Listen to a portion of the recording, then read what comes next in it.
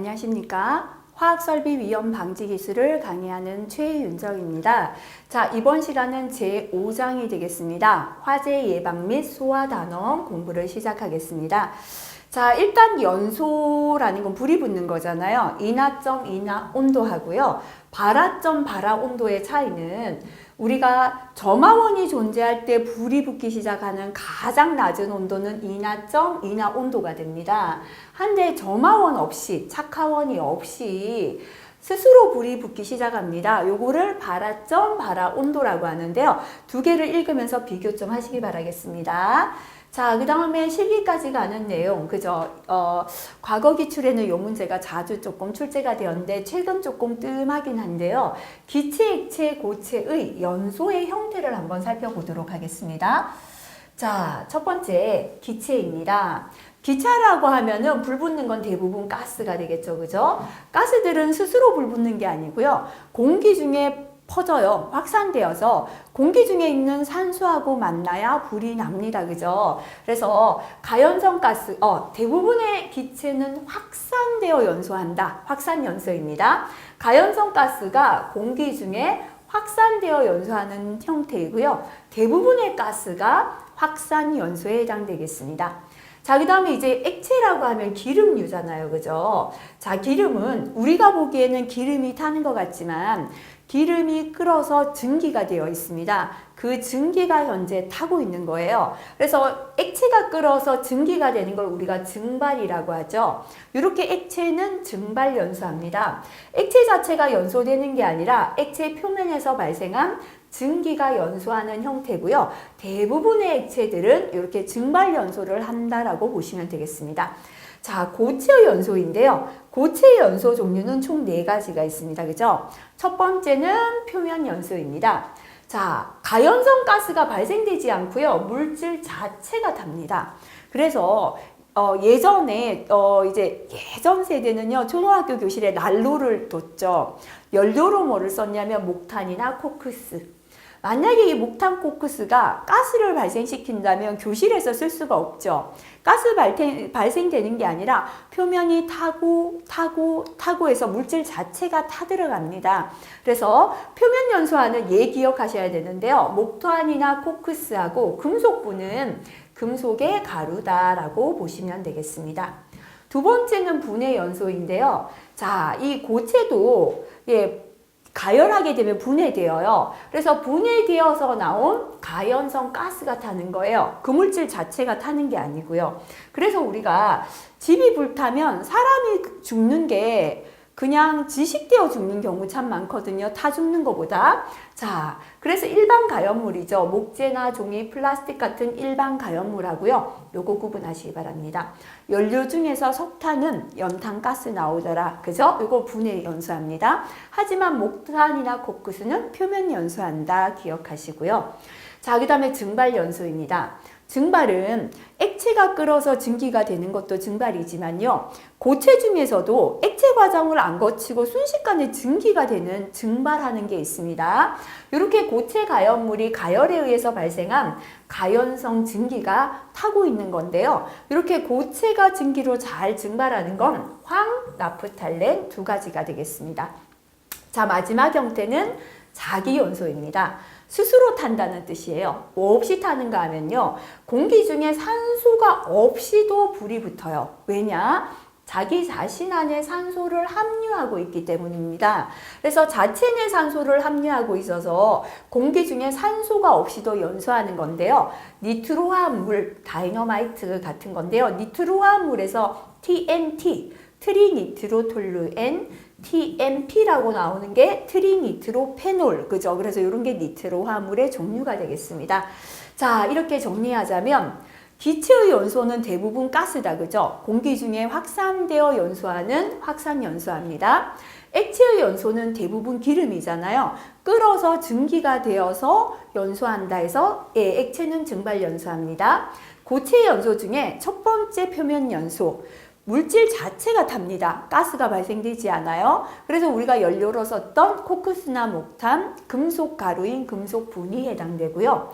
자, 고체가 직접 타는 게 아니라 분해되어 나온 가연성 가스가 탑니다. 그래서 일반 가연물 대부분 여기 해당되고요.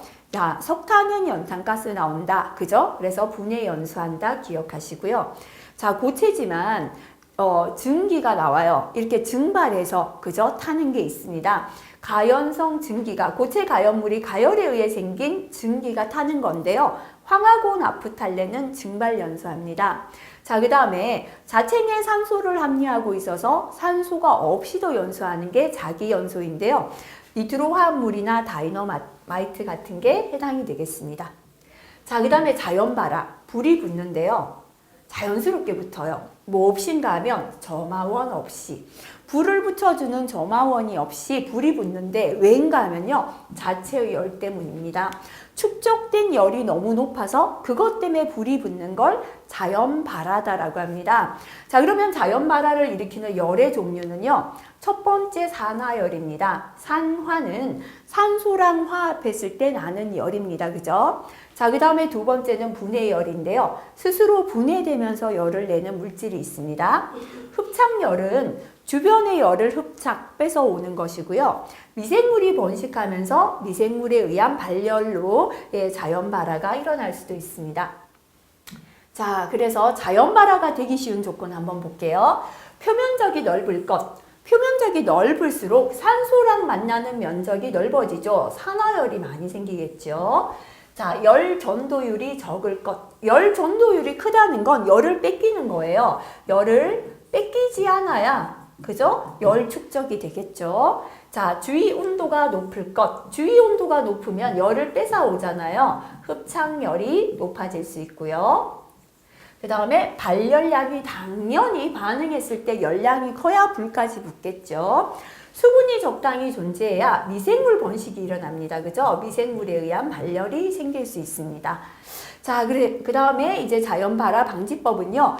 되게 쉬운 조건 거꾸로 하면 됩니다. 그죠? 이거 스스로 한번 정리해 봐 주시면 되겠고요. 자, 연소 범위, 폭발 범위. 그죠? 폭발 한계하고 똑같습니다. 폭발을 할 수 있는 범위를 뜻합니다. 그죠? 앞에서 폭발 한계다라는 건 폭발이 시작될 수 있는 제일 낮은 농도다라고 말했습니다.